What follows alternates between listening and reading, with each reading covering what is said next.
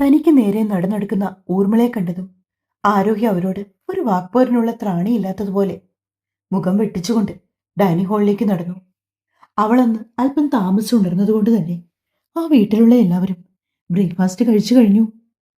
ആരോഗ്യ താഴേക്കിറങ്ങിയ സമയം തന്നെ അക്ഷിത് കിച്ചണിലേക്ക് വിളിച്ച് സെർവൻസിനോട് അവൾക്ക് വേണ്ടി ലൈറ്റായിട്ട് ഫ്ലൂയിഡ് കൂടുതലുള്ള എന്തെങ്കിലും ഭക്ഷണം തയ്യാറാക്കാൻ പറഞ്ഞു. അതുപ്രകാരം സെർവൻസ് അവൾക്ക് വേണ്ടിയിട്ട് തേങ്ങാപ്പാൽ പിഴിഞ്ഞൊഴിച്ച പൊടിയരിക്കഞ്ഞിയാണ് ഉണ്ടാക്കിയത്. ആരോഹി ഡൈനിങ് ഹാളിലേക്ക് വന്നിരുന്നു. അത് കണ്ടതും അവരിൽ ഒരാൾ പോയി കഞ്ഞി എടുത്തുകൊണ്ടുവന്ന് അവൾക്ക് കൊടുത്തു. ചെറിയ ചൂടുള്ള കഞ്ഞി കുടിച്ചപ്പോൾ ആരോഹിക്ക് തൊണ്ടയ്ക്കൊക്കെ വല്ലാത്ത ആശ്വാസം തോന്നുന്നുണ്ട്. ഒപ്പം വായിലറിയുന്ന കയ്പും അങ്ങ് മാറിക്കിട്ടി. ആസ്വദിച്ച് തന്നെ കഞ്ഞികുടിയൊക്കെ അവൾ കഴിഞ്ഞു. ഊർമിള അപ്പോഴും ലിവിംഗ് റൂമിൽ അതേ ഇരിപ്പിരിക്കുന്നുണ്ട്. അവരുടെ ഭാഗമായി ശ്രദ്ധിക്കാതെ അവൾ മുകളിലേക്ക് നടന്നു. ആരോഹിയുടെ ആ പോക്ക് നോക്കി ഊർമിള ആലോചനയോടെ ഇരുന്നു. ഇവൾക്കിതെന്തോ പറ്റി. കുറച്ച് ദിവസമായിട്ട് പത്തി താഴ്ത്തിയ മട്ടാണല്ലോ. ഇനി അക്ഷിതമായിട്ട് ഉടക്കിയോ? അതോ ഇവൾ എനിക്കിട്ട് പാരപണിയുന്നത് വല്ലതും അവനറിഞ്ഞ് രണ്ട് വഴക്ക് കൊടുത്ത് കാണുവോ? ഊർമിള ആലോചനയോടെ ഓർത്തു. എന്തായാലും കൊള്ളാം. ഇനി എന്റെ അടുത്തോട്ട് വഴക്കിനും വക്കാണത്തിനും വന്നാല് അവളുടെ കൊമ്പടിച്ച് കൈ കൊടുക്കും ഞാന്. ഊർമിള ചുണ്ടുകൾക്കിടയിൽ വെച്ച് പിറുപിറുത്തു. ആരോഗ്യ മുറിയിലേക്ക് ചെല്ലുമ്പോൾ അക്ഷിത് ഫ്രഷായി ലാപ്പും തുറന്നു വെച്ചിരിക്കുന്നതാണ് കണ്ടത്. ഏട്ടൻ ബ്രേക്ക്ഫാസ്റ്റ് കഴിക്കുന്നില്ലേ? കഴിക്കാം.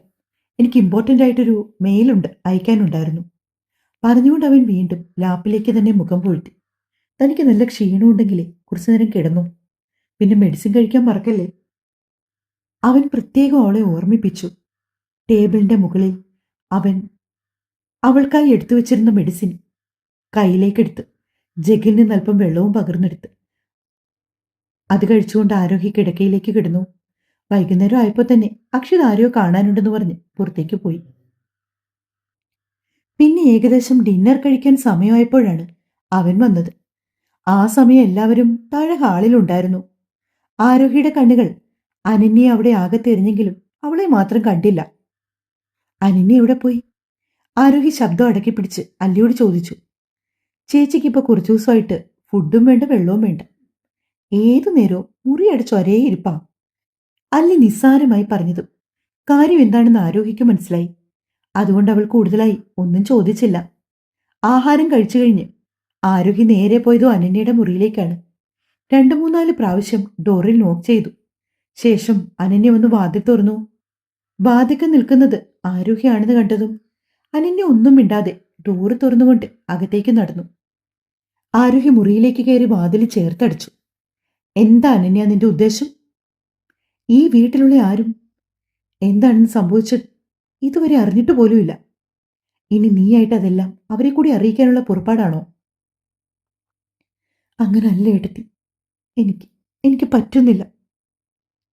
അവരെ എല്ലാവരെയും ഫേസ് ചെയ്യുമ്പോഴൊക്കെ വല്ലാത്ത ബുദ്ധിമുട്ട് പോലെ. നീ എന്തിനാ ബുദ്ധിമുട്ടുന്നത്? നീ എന്തെങ്കിലും തെറ്റ് ചെയ്തോ? ഇല്ലല്ലോ. ഒരു പെൺകുട്ടിക്ക് ആൺകുട്ടിയോട് അട്രാക്ഷൻ തോന്നുന്നതും പ്രേമം തോന്നുന്നതുമൊക്കെ ഈ ലോകത്ത് സർവ്വസാധാരണമാണ്.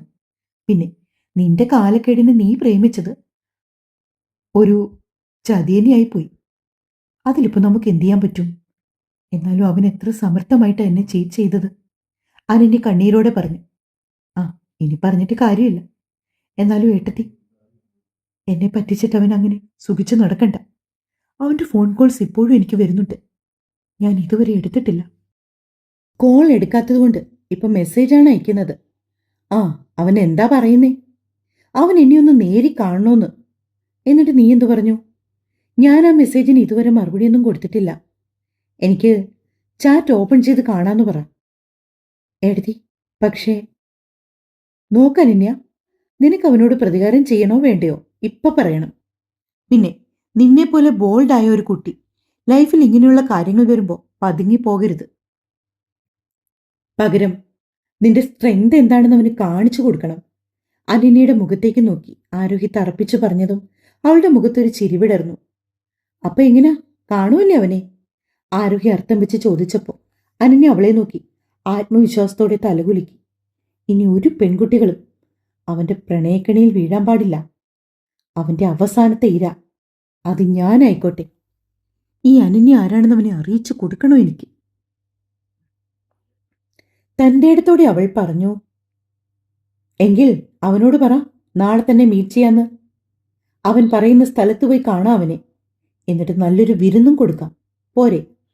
കണ്ണിൽ ക്രൗര്യം നിറച്ചുകൊണ്ട് ആരോഹി ചോദിക്കുമ്പോൾ ഏടത്തിയുടെ മുഖത്ത് താൻ ആദ്യമായി കാണുന്ന ഭാവത്തിലേക്ക് ഉറ്റി നോക്കി നിൽക്കുകയാണ് അനന്യ. ഏടത്തി, ഏട്ടൻ അറിഞ്ഞ? ആരും അറിയില്ല. നാളെ തന്നെ നമുക്ക് പോകാം.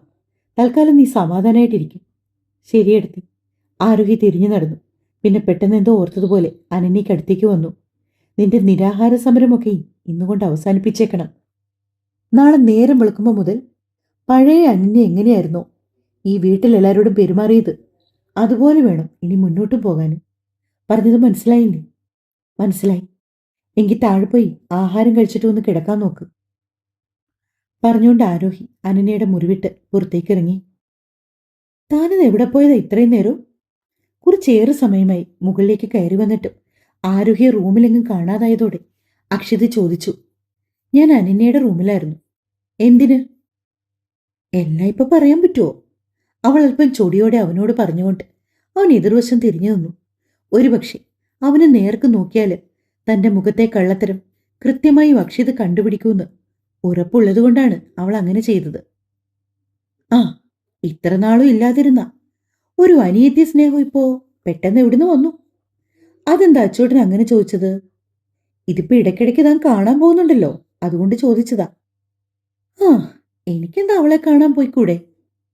നിങ്ങള് മുൻപ് വലിയ ശത്രുക്കളായിരുന്നല്ലോ, പെട്ടെന്ന് കൂട്ടായതുകൊണ്ട് ചോദിച്ചോന്നേ ഉള്ളൂ.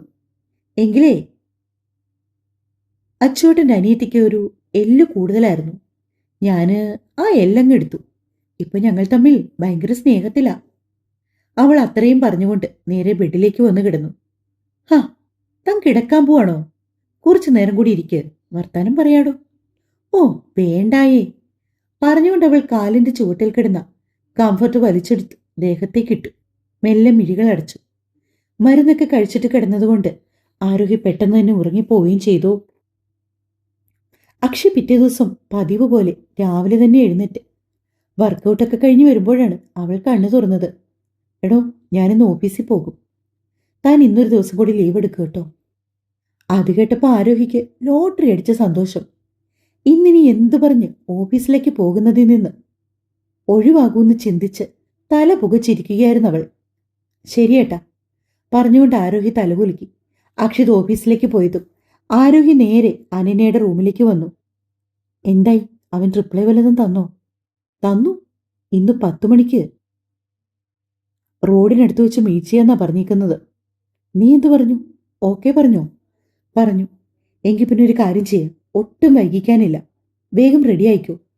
പറഞ്ഞുകൊണ്ട് ആരോഹി അവളുടെ മുറിയിലേക്ക് പോയിട്ട് ഡ്രസ്സൊക്കെ മാറി വന്നു. അനന്യ കൂടി വന്നതോടെ ഇരുവരും താഴേക്ക് ചെന്നു. കോളേജിൽ പോകാൻ റെഡിയായി വന്ന അല്ലി അവരിരുവരെയും കണ്ടതും മൊത്തത്തിലൊന്നും നോക്കി. അല്ല, നിങ്ങൾ രണ്ടുപേരും കൂടി ഇതെങ്ങോട്ടാ? ഏടതിയുടെ പനിയൊക്കെ മാറിയോ? ഓ, അതൊക്കെ എപ്പോഴേ മാറി. ഞങ്ങൾ രണ്ടുപേരും കൂടി ഒന്ന് പുറത്തേക്ക് പോയിട്ട് വരാം. അയ്യോ, അപ്പം ഞാൻ വരണ്ടേ? അതുകൊള്ളാം, നിനക്ക് കോളേജിൽ പോകണ്ടേ? അത് സാരമില്ല, ഇന്നൊരു ദിവസം കോളേജിൽ പോയില്ലെങ്കിൽ ഒരു കുഴപ്പവും. അനന്യ ആരോഹിയും പരസ്പരം മുഖത്തോട് മുഖം നോക്കി. അതൊന്നും പറഞ്ഞാൽ പറ്റില്ല. നീ തൽക്കാലം കോളേജിൽ പോ. നമുക്ക് 3 പേർക്കും കൂടി നിനക്ക് കോളേജ് ഇല്ലാത്ത ഒരു ദിവസം നോക്കി പുറത്തേക്ക് പോകാം, കേട്ടോ? ഒടുക്കം മനസ്സില്ലാ മനസ്സോടെ അല്ലി കോളേജിലേക്ക് പോയി. ആരോഹിയും അനന്യയും ആനന്ദനോട് പറഞ്ഞുകൊണ്ട് പുറത്തേക്ക് ഇറങ്ങി വന്നു. അവരിരുവരും പോകുന്നത് ഒരു മിന്നായം പോലെ കണ്ടുകൊണ്ട് ഊർമിള ഓടി വന്നു. അപ്പോഴേക്കും കാറ് മുറ്റം കിടന്നു പോയി. അവൻ പറഞ്ഞ അതേ സ്ഥലത്ത് കാറുമായി വെയിറ്റ് ചെയ്യുവാണ് അനന്യ ആരോഹിയും. ആരോഹി കാറിൽ തന്നെ ഇരുന്നതേയുള്ളൂ. അനന്യ പുറത്തു മരത്തിന് ചുറ്റും കെട്ടിയിരുന്ന സിമന്റ് ബെഞ്ചിൽ ഇരിക്കുകയാണ്. അല്പസമയത്തിന് ശേഷം ഒരു നേവി ബ്ലൂ കളർ BMW അവിടേക്ക് വന്നു നിന്നു. അതിൽ നിന്ന് വിവേക് ഇറങ്ങിയതും ആരോഹിയുടെ കടപ്പല്ലുകൾ ഞെരിഞ്ഞമർന്നു. അവൾക്ക് ആ സമയം മേഘയെ ഓർമ്മ വന്നു. അവനോടുള്ള ദേഷ്യം ഉള്ളിൽ വെച്ച് പുറമേ പുഞ്ചിരിയോടെ നിൽക്കാൻ അനന്യ അല്പം പാടുപെട്ടു. ഐ ഡാർലിംഗ്, ഞാൻ വിളിച്ചിട്ട് നീ എന്താ ഫോൺ എടുക്കാഞ്ഞത്? അത് ഞാൻ കുറച്ച് തിരക്കായിപ്പോയി. എന്ത് തിരക്ക്? ഇതിലും വലിയ തിരക്കുണ്ടായിട്ട് നീ എൻ്റെ കോൾ എടുത്തിരിക്കുന്നു. എന്താ കാര്യം? എന്തെങ്കിലും ഇഷ്യൂ ഉണ്ടോ? നമ്മുടെ കാര്യം വീട്ടിലാരെങ്കിലും അറിഞ്ഞോ? ഏയ് ഇല്ലെന്നേ, ആരും ഒന്നും അറിഞ്ഞിട്ടില്ല. അനന്യ കുടിലതയോടെ പറഞ്ഞു. Thank God. ഞാൻ കരുതി ആരെങ്കിലും എന്തെങ്കിലും അറിഞ്ഞിട്ട് എന്റെ പെണ്ണിനെ അതും പറഞ്ഞ് വേദനിപ്പിച്ചിട്ടുണ്ടാകുമെന്ന്. നിന്റെ ഏട്ടനറിയാലോ, ഒന്നു പറഞ്ഞ് രണ്ടാമത്തേന് വാളെടുക്കുന്നവനാ. അല്പം പുച്ഛം കലർത്തി വിവേക് പറഞ്ഞതും അനന്യ അത് ഇഷ്ടപ്പെടാത്തതുപോലെ നെറ്റി ചുളിച്ചുകൊണ്ട് തിരിഞ്ഞു നിന്നു. എന്താനു നിന്റെ മുഖത്തിനൊരു മാറ്റം? പഴയ സന്തോഷമൊന്നുമില്ലല്ലോ. വിവേക് അനന്യയുടെ കൈക്ക് പിടിച്ച് ശ്രമിച്ചുകൊണ്ട് അവളോട് പറഞ്ഞതും അനന്യ പെട്ടെന്ന് കൈ പിന്നോട്ട് വലിച്ചു. വിവേകിന്റെ കണ്ണുകളിൽ ദേഷ്യം മിന്നി മാഞ്ഞുപോയി. ഹാ, എന്താ പെണ്ണെ, കാര്യം പറ.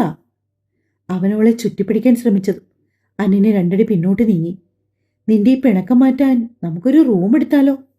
ഒരു വഷളൻ ചിരിയോടെ അവൻ ചോദിച്ചതും കത്തുന്ന കണ്ണുകളോടെ അവനെ നോക്കി അനന്യ. ദേ വിവേക്, എന്നോട് സൂക്ഷിച്ചു വേണം സംസാരിക്കാൻ. അവന് നേരെ വിരൽ ചൂണ്ടിക്കൊണ്ട് അനന്യ പറഞ്ഞു. വിവേകോ? ഇത്രയും നാൾ നീ എന്നെ വിവേകേട്ടാന്നല്ലേ വിളിച്ചത്? ആ, അത് നിന്റെ തനിക്കൊണോ അറിയുന്നതിനു മുമ്പ്. ഇപ്പൊ ഞാൻ അറിഞ്ഞ കാര്യങ്ങളൊക്കെ. അനന്യ പറഞ്ഞതും വിവേക് തലയൊന്നു കുടഞ്ഞു. എന്റെ ലൈഫ് നിന്റെ ലൈഫിലെ എത്രാമത്തെ പെണ്ണാടാ ഞാന്? നിന്റെ ചരിത്രമൊക്കെ ഞാൻ അറിഞ്ഞു. അനന്യ വീറോടെ പറഞ്ഞു. നിന്നെപ്പോലൊരു ഫ്രോഡിനെ ഞാൻ എന്റെ ലൈഫിൽ കണ്ടിട്ടില്ല. ദൈവാനുഗ്രഹം ഉള്ളതുകൊണ്ടാ നീ ഒരിക്കൽ ചതിക്കുഴിയെ വീഴും മുമ്പ് ഞാൻ സത്യങ്ങളെല്ലാം അറിഞ്ഞത്. ഹ, അധികം നിന്ന് ചെലക്കാതടി. ഒരുപാട് പെണ്ണുങ്ങളെ കണ്ടു അറിഞ്ഞും തന്നെയാ ഞാൻ ഇവിടം വരെ വന്ന് എത്തി നിൽക്കുന്നത്. വിവേക് തുറന്നു സമ്മതിച്ചപ്പോ ഇത്തവണ അനന്യ അല്പം നടുങ്ങിപ്പോയി. കാര്യം അവനൊരു ചതിയനാണെന്ന് മനസ്സിലാക്കിയെങ്കിലും ഇത്ര പെട്ടെന്നൊരു തുറന്നുപറച്ചില് അവൾ ഒട്ടും പ്രതീക്ഷിച്ചില്ല. എന്തായാലും വിവേക് എന്നോട് ഇത്രയും പറഞ്ഞ സ്ഥിതിക്ക് ഒരു സമ്മാനം പോലും തരാതെ വെറുതെ വിടുന്നത് മര്യാദയല്ലല്ലോ. അങ്ങനെയാണെങ്കിലേ നീ കരുതത്തില്ലേ ഇത്രയും നാള് നിന്റെ കാലിൻ കീഴില് നീ ചവിട്ടി അരച്ചു കളഞ്ഞ പെണ്ണുങ്ങളെപ്പോലെ ഒരുത്തിയാണ് ഞാനുമെന്ന്? നിനക്കറിയില്ലേ അനന്യയെ?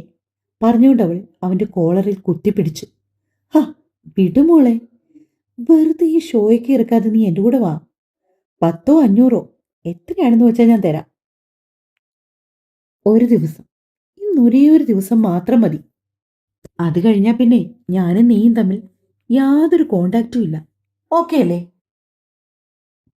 ഇത്രയും നാൾ കൂടെ നടന്നവളെ ഒന്ന് തൊട്ടുപോലും നോക്കാതെ അങ്ങനെ അങ്ങ് വിട്ടുകളയാൻ മാത്രം മഹാമനസ്കനല്ല ഈ വിവേക്. അവളുടെ മുഖത്ത് നോക്കി അവനത് പറഞ്ഞത്. അവന്റെ ഷട്ടിൽ പിടിച്ചിരുന്ന അവളുടെ കൈകൾ യാന്ത്രികമായി അഴിഞ്ഞു. അവൾ അല്പം പിന്നോട്ട് നീങ്ങി. വിവേകിന്റെ കണ്ണിൽ അവന്റെ മുഖത്തേക്ക് വെറുപ്പോടെ നോക്കിക്കൊണ്ട് അവൾ വലങ്കൈ അവന്റെ കവിളിലേക്ക് ആഞ്ഞു വീശി. പടക്കം പൊട്ടുന്നതുപോലെ ഒരു ശബ്ദം അവിടെ മുഴങ്ങി. വിവേകിന്റെ മുഖം ഒരു വശത്തേക്ക് കോടിപ്പോയി. അവന് കവിൾത്തടം പുകഞ്ഞു. അവൻ അനന്യയുടെ അടുത്തേക്ക് വന്നതും ആരോഹി പെട്ടെന്ന് ഡോർ തുറന്ന് പുറത്തേക്ക് ഇറങ്ങി വന്നു. ശേഷം അവനെ തള്ളി മാറ്റി. അപ്പോഴാണ് ആരോഹിയും വിവേകും നേർക്ക് നേർ കാണുന്നത്. ഓ, നീയുണ്ടായിരുന്നു ഇവളുടെ കൂടെ?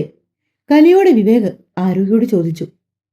പണ്ട് കോളേജിൽ വെച്ച് ഇവന്റെ അല്ലറ ചില്ലറ ഡീലിങ്സ് ഒക്കെ അവൾ തെളിവ് സഹിതം പ്രിൻസിപ്പലിനെ അറിയിച്ചതിനെ തുടർന്ന് 1 മാസത്തോളം അവന് കോളേജിൽ സസ്പെൻഷനൊക്കെ കിട്ടിയിരുന്നു. അതേടാ, ഞാൻ തന്നെ. ഞാനാ നിന്റെ തനി സ്വഭാവം ഇവളെ അറിയിച്ചത്. അതുകൊണ്ട് നിന്റെ ചതിയിൽ നിന്ന് എനിക്ക് എന്റെ അനിയത്തെ രക്ഷിക്കാനായി. എടീ, നിന്നെ ഞാൻ പറഞ്ഞുകൊണ്ട് വിവേക് ആരോഹിക്കടുത്തേക്ക് പാഞ്ഞു വന്നു.